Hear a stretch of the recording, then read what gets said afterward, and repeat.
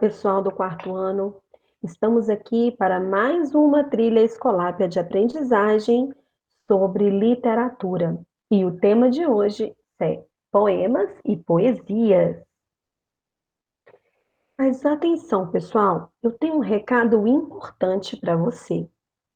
Fique ligado. A partir de agora, nossas aulas de literatura serão interdisciplinares. O que é isso?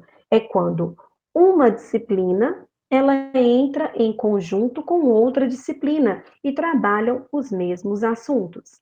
Com um componente curricular de língua portuguesa, realizaremos algumas atividades contidas no livro didático volume 2. Uma parceria que promete dar muito certo. Então, preste bem atenção.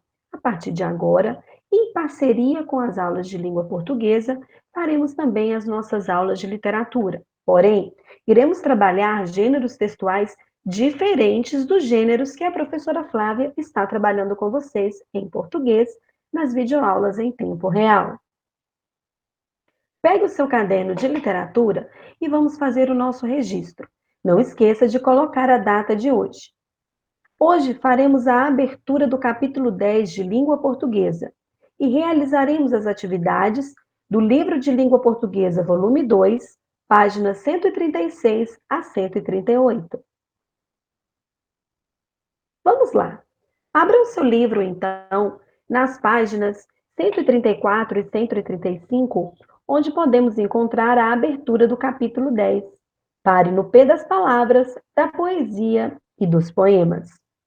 Aí a gente pode perceber que há uma professora, ou é mesmo talvez uma criança, que está lendo, declamando uma poesia, enquanto seus colegas, ou pode-se dizer alunos, estão os ouvindo. Com P se escreve palavra, com P se escreve paixão. E é por isso que todo dia poemas conquistam meu coração. Neste capítulo, você vai perceber como é gostoso escrever e ler poemas e poesias. Como que as palavras podem se tornar mágicas através do lápis ou da caneta de seu escritor. Você pode usar principalmente as rimas para brincar e expressar os seus sentimentos, os seus pensamentos, ou uma situação, ou algo mesmo que você queira falar sobre isso. Qual é a estrutura da poesia? É importante a gente entender como que o texto vai se apresentar, qual é o seu formato para que ele possa realmente ser considerado uma poesia.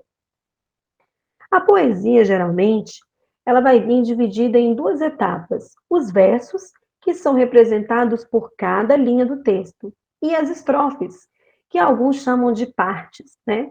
As estrofes são um conjunto desses versos. Então, na página 136 do seu livro, diz assim: Você gosta de poesia? Já leu alguma? Se sim, de quem? Há livros de poesia na sua casa?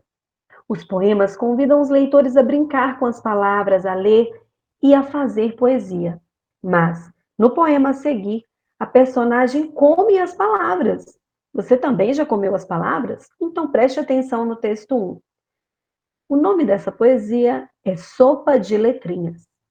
Na primeira colherada, veio uma palavra esquisita, xistogovita. Na segunda, apareceu uma palavra sonora, floquitoflora. Na terceira, eu vi uma palavra medonha, burpronha. Na última colherada, só veio o caldo. Não estava escrito nada. Depois, olhando para aquele prato fundo, percebi que tinha comido as palavras mais doidinhas do mundo. Observa tudo nessa página. A forma como escreveu as palavras, a forma que ele utilizou a estrutura do texto, dividindo-o em versos e estrofes. Observa também a ilustração, que é um prato de sopa, tem aí também uma colher, e a forma que ele brincou à medida que a pessoa ia tomando essa sopa de letrinhas e encontrando letras malucas que formavam palavras diferentes. Por dentro do texto, página 137. Atividade 1. Relacione o assunto do texto com seu título. O que tem a ver, pessoal, o assunto tratado durante essa poesia com o seu título Sopa de Letrinhas? Número 2. A sopa de letrinhas existe na realidade e é feita com um tipo de macarrão em formato de pequenas letras. Você acredita que a sopa do poema é feita desse macarrão? Se sim ou se não, é preciso que você justifique sua resposta. Explique por que você considerou que sim ou por que você considerou que não. Número 3. Em sua opinião, qual é a razão de os autores terem usado as palavras colherada, caldo e prato fundo no poema? Por que ele escolheu essas palavras? O que isso tem a ver com o que nós acabamos de ler? Número 4. Por que na última colherada, no final, só veio o caldo? Não estava escrito nada. Você vai marcar qual das 4 opções está correta. Número 5. E aí, você gostou do poema? Por quê? Aí tem um balãozinho para que a gente pudesse conversar.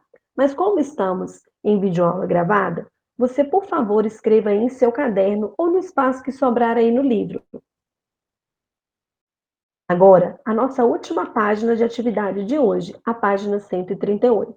Número 1. Os poemas são divididos em partes. Lembra lá no início que eu falei sobre as estrofes, que são os conjuntos de versos?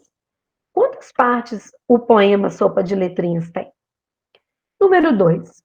Qual é a relação entre as palavras esquisita e xistogovita, sonora e floctoflora, medonha e burpronha? Elas se caracterizam como? Será que elas são sinônimas?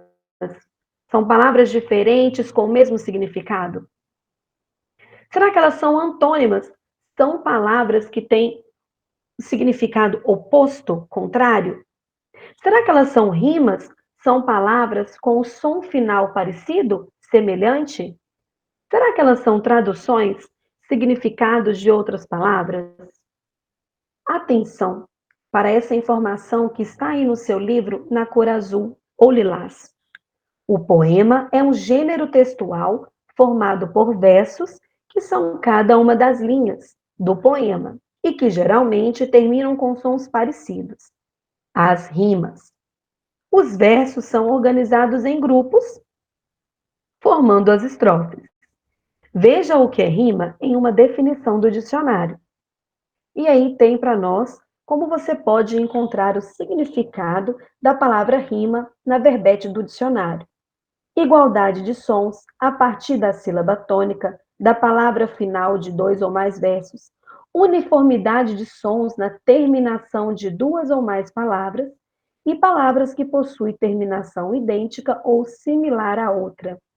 Por hoje é só, pessoal. Na próxima aula faremos mais atividades sobre poesias e eu espero trazer para vocês nomes de alguns autores brasileiros que escreveram e gostam ainda de escrever poesias para que vocês conheçam e, se sentirem interesse, podem pesquisar a respeito das poesias já escritas por eles.